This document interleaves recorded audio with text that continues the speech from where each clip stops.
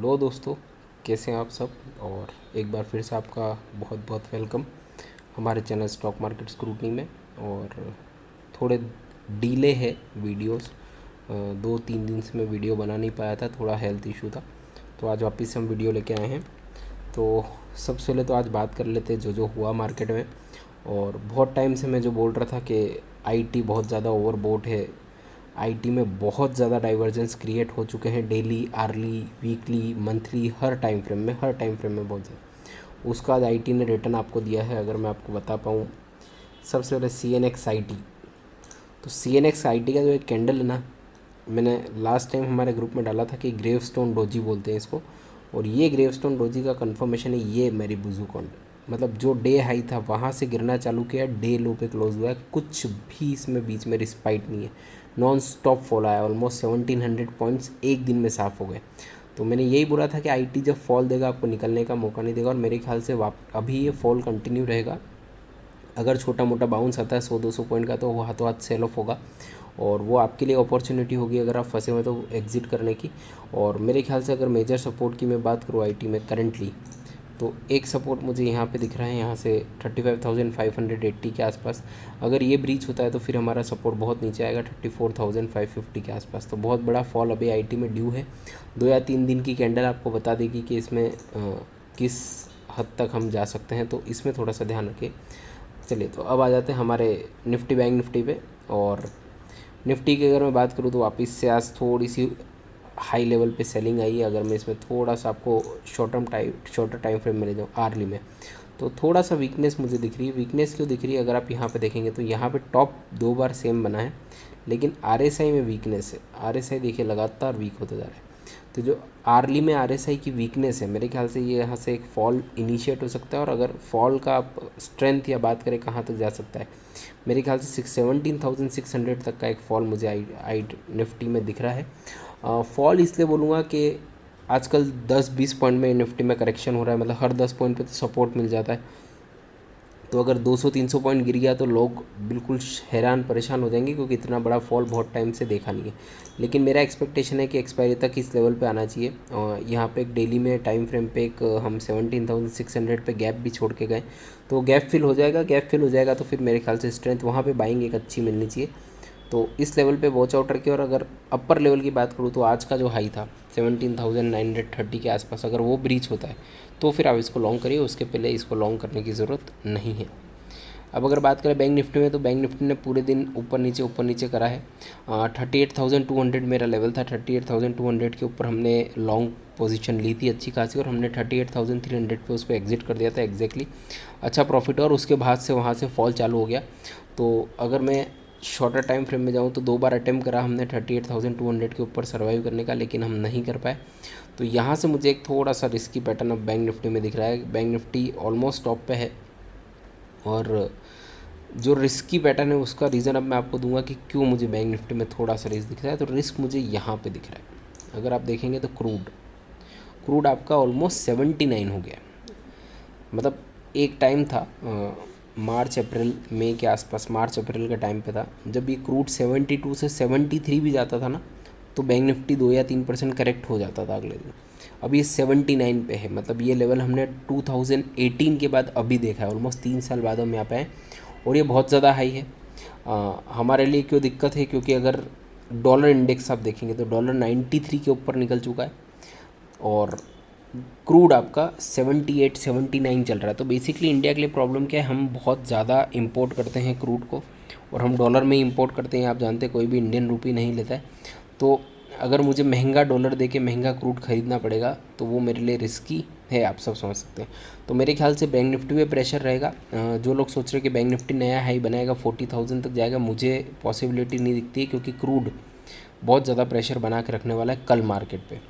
और अब बात करें इंटरनेशनल मार्केट की, तो यूएस ने ऑलमोस्ट जो खुला था उससे 200-300 पॉइंट गिव अप कर दिया है। अगर मैं देखूं फ्यूचर्स की बात करूं, फ्यूचर्स में तो 200 पॉइंट ऊपर थे। हम सुबह जब हमारा मार्केट चल रहा था तो भयंकर लालम लाल था। ये देखिए यहाँ पे, और यहाँ से फिर ऑलमोस्ट 200 पॉइंट गिरा है, वहाँ से एक बाउंस दिया लेकिन फिर सेल ऑफ हो गया। डो जोन्स में देखें तो डो जोन्स ने अच्छी खासी ओपनिंग दी थी 35050 की, और वहाँ से पूरा के पूरा गेन उसने गिव अप कर दिया। और अभी ऑलमोस्ट सिर्फ 100 पॉइंट्स ऊपर है। मेरे ख्याल से ये भी क्लोजिंग तक रेड में आ जाएगा। दिक्कत टेक सेक्टर में है।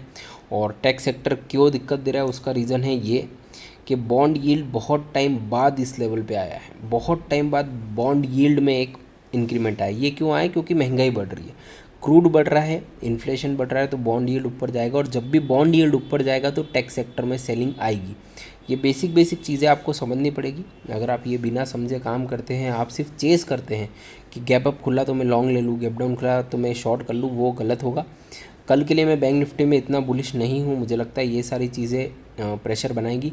अगर आप आईटी की बात करें तो आईटी में भी मेरे ख्याल से जो बॉन्ड यील्ड है और नेस्डेक का फॉल जो है आज 180-190 पॉइंट का, वो मेरे ख्याल से एक प्रेशर बना के रख सकता है। तो लेवल्स की बात करूँ तो बैंक निफ्टी अगर 37,950 के नीचे जाता है तो बहुत ज़्यादा वीक है, और उसमें आप फिर एक शॉर्ट की पोजीशन बना सकते हैं।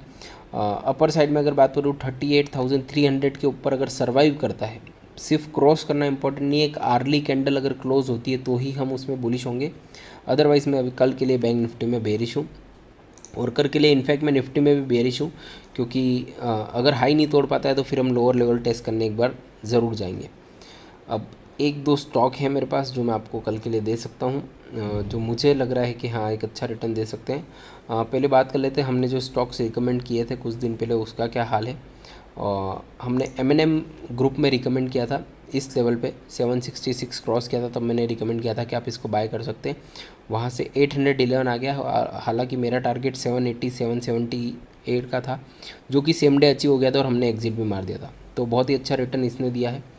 और एक और अगर मैं बताऊं तो मैंने अपने ग्रुप में टाटा मोटर्स आपको बताया था। टाटा मोटर्स ने जैसे ही 315 मैं बहुत टाइम से बोल रहा हूँ 315 अगर क्रॉस करेगा तो ये बहुत अच्छा मूव देगा, और 315 क्रॉस करके इसने 331 लगा दिया। अभी मेरे ख्याल से ऑलमोस्ट अभी भी इसका जो स्टीम है वो बचा हुआ है, और 340 तक एक बार मेरे ख्याल से इसको जाना चाहिए। अभी वहाँ पर थोड़ा सा सेलिंग प्रेशर बन सकता है।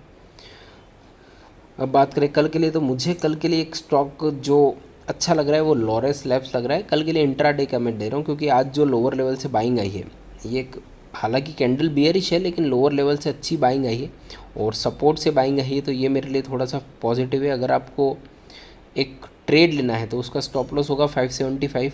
अगर 575 के नीचे निकल जाता है तो फिर ये बहुत ज़्यादा वीक है।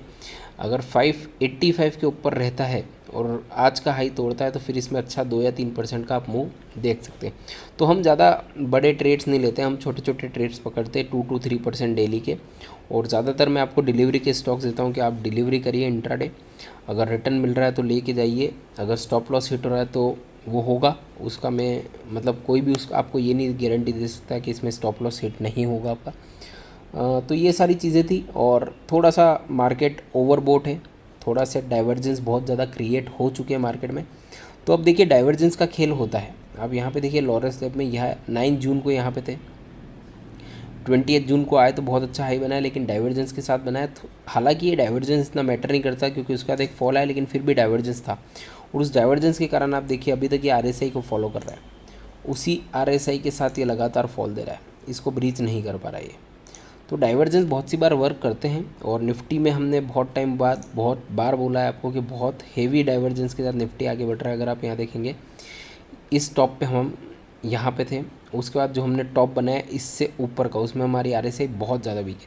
तो मेरे ख्याल से एक फॉल निफ्टी में ड्यू है, और अच्छा फॉल आना चाहिए, एक तगड़ा फॉल आएगा, क्योंकि लास्ट 2 या 3 महीने से बुल्स को ही रिटर्न मिल रहा है, बियर्स के लिए कुछ भी नहीं मार्केट में। तो अभी बियर्स को थोड़ा पैसा देना पड़ेगा, बियर्स नहीं होंगे तो बुल्स नहीं होंगे, मतलब दोनों एक दूसरे के बिना नहीं काम कर सकते। तो मेरे ख्याल से एक फॉल ड्यू है, और वो फॉल आता है तो एक अच्छी बाइंग अपॉर्चुनिटी होगी। अगर 17,600 पे मिलता है तो मैं वहाँ पे बाय करूँगा निफ्टी को, क्योंकि वहाँ से एक बाउंस मैं एक्सपेक्ट कर रहा हूँ। तो आज के लिए इतना ही, और ज़्यादा स्टॉक्स नहीं है, थोड़ा सा कॉशियस रहिए। आईटी में फॉल कंटिन्यू रह सकता है, कोई भी बाउंस अगर आता है तो उसमें फंसिए मत, उसको वापस से सेल ऑफ हो जाएगा। और बैंक निफ्टी पे ध्यान रखिए, बैंक निफ्टी मेरे ख्याल से करेक्शन के लिए या फिर एक डाउनफॉल के लिए तैयार। मिलते हैं कल एक नए वीडियो के साथ, तब तक टेक केयर, जय हिंद, जय भारत।